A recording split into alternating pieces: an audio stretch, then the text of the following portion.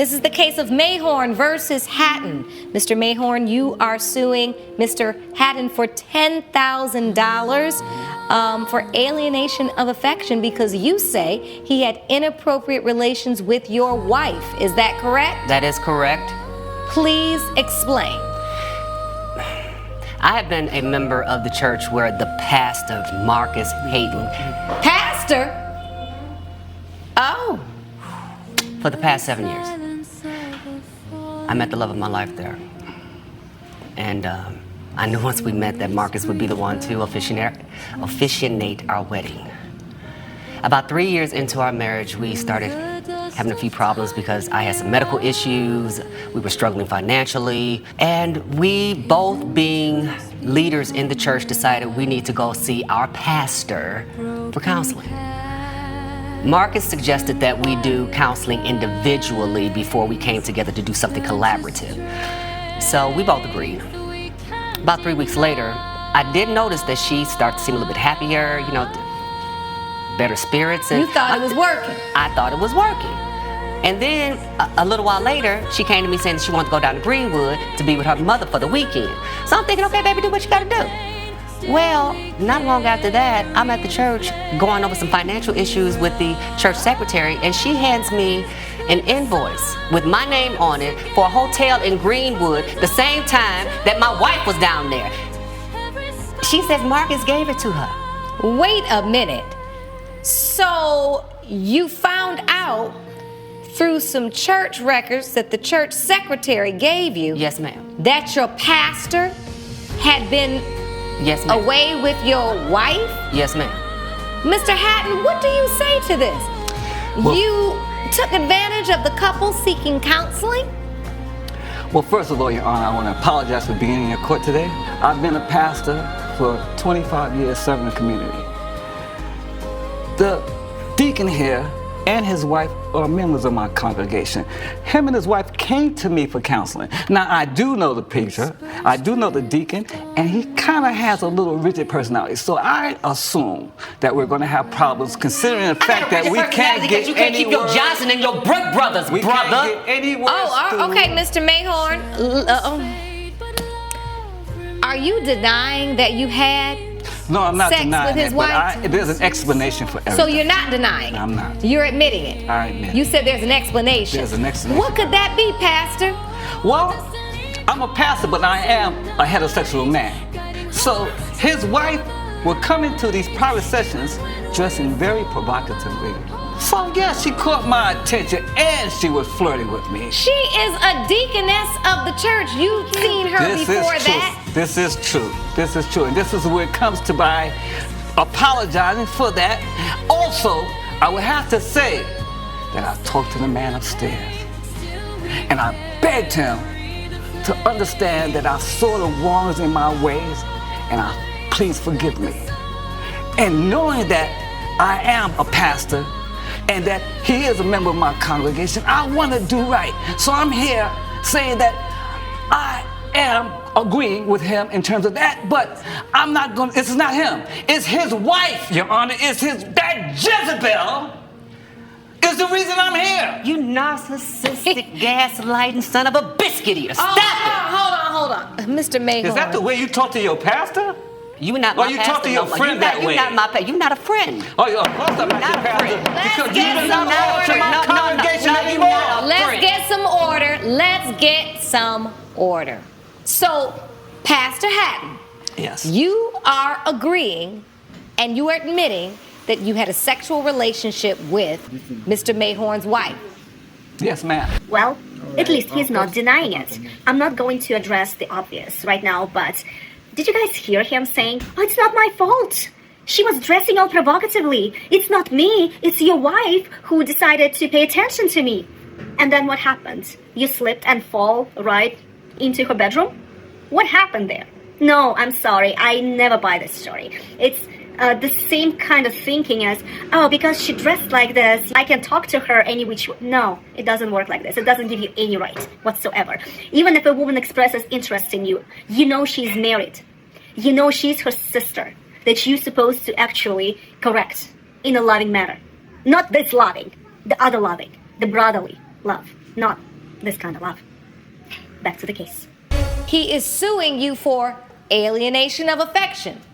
Whatever Why that should means. you- How can he sue me for something that I didn't do to him personally? Your Honor. He needs to sue his wife. It's called alienation of Well, affection. man, he needs to sue his He wife. I says didn't force you- her to have sex with me.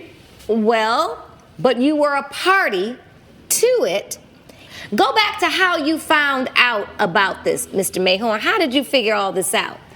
I was working with the church secretary, Miss Betty Jones. She handed me an invoice showing that with my name on it. I do have it here for your records. I'd like to see it. Miss Jones. Can you give me all your evidence that you brought to court, please? Thank you. Thank you. So this is the hotel bill? That's also my food delivery bill because subsequently my wife left me. She told me she didn't want to be married with me anymore. So now I got to cook for myself. I got to clean my own house. So you don't know how to cook and clean? You know what? Your mama. All right, do you have any evidence for me, sir? Evidence in terms of what, ma'am? Evidence that you bring to court to prove your case. This is my word against. I already admitted that I had relations with his wife. That's exactly right. But you said a Jezebel spirit? I thought you might have Okay, brought yeah, in so we something can to get prove, into that. to We can prove that definitely. you were not intentional in this. Because if you intentionally came between him and his wife, that's the basis for alienation of affection. Well, And now your witness is standing. I'd like to hear from her, Mr. Mayhorn. State your name for the record, ma'am. Yes, my name is Betty Jones. Hello, Ms. Jones. What would you like to add to this? I would like to add that I have been the church secretary for over 25 years. Nothing comes to the church I will not see. Okay. So I was taken aback when this receipt came to the church, and I knew Mr. Mayhorn had not been away. The receipt was in his name, and I knew the pastor had been away. Okay, stop. I want to understand this. You saw a receipt. Whose name was on the receipt? The name on the receipt was Mr. Mayhorn. Okay. So, how did you come to realize that the pastor was responsible for this receipt? Because he gave it to me. Oh. And I had already had an inkling that something was transpiring between the pastor and you know, I Mr. can give you Mayhorn's just one wife. receipt. You are the church secretary, so you are in charge of all the receipts. And if you had any problem with anything that I did, you could have came to me. We wouldn't have been here today. Pastor Hatton, Yes, ma'am. you're not giving no sermon in here, and you're definitely not yelling at no women. So, bring it down a notch. Yes, ma'am. One of the first signs of a narcissist is he blames for his misfortunes anyone but himself. So at first, he said that that's the plaintiff's wife who initiated the relationship. Okay. Then he blames this lady that he ended up in the courtroom. I'm sorry, I feel the only reason you guys ended up in the courtroom is because you should have kept your pants zipped. And I don't know what kind of cult he's running. This is no church. This is embarrassment. This is a brothel. And now he's attacking everyone. He attacked this man who's the plaintiff, although it seems like both of them are hot-headed. And now he's attacking his secretary, who's supposed to just keep it quiet. I wonder what else was going on in that church. To be honest with you, I'm afraid to hear the answer. Let's go back. It was impossible for me to go to him because I had already done something amiss myself. I had been in a relationship with the pastor. Oh, so this is jealousy. And he promised to me that I was the only person. But when I found out I wasn't the only person, I was highly perturbed. Well, listen, Ben, if you're going to tell the truth, tell the whole truth. The only reason you say anything to this man is because you're jealous. No. Because I was with his wife and not with you. No. Be honest. The church secretary just said, not only are you sleeping with the deacon's wife, you were sleeping with her too, and you didn't deny it. Don't deny any of it. What kind of pastoring are you doing? Well, I'll say this.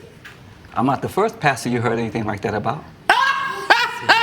Oh, actually, you are. This is an easy case, right? Easy in Because terms you've of, admitted that you slept with his wife. yes. And under the law, you intentionally do that when you know they're married. You even knew their marriage was going through a bit of a rocky time. They came to you for help, for counsel. And instead, I always say this, do not seek counsel under the covers. And that's exactly where you led Ms. Mayhorn. It wasn't And it is for intentional. that, It is for that reason, I'm done hearing from you. It is for that reason, it has been determined by this court that we are ruling in favor of the plaintiff for $10,000. Pay it. And if I were you, I would step down as pastor. I don't think this is a role you take seriously or you value, and God don't like ugly. Court is adjourned. Vengeance is mine, saith the Lord, but today is the day of recompense. You giving up the money, chump. You giving up the money, chump. You giving up the money, chump. You may now exit the courtroom. You may now exit the courtroom. What kind of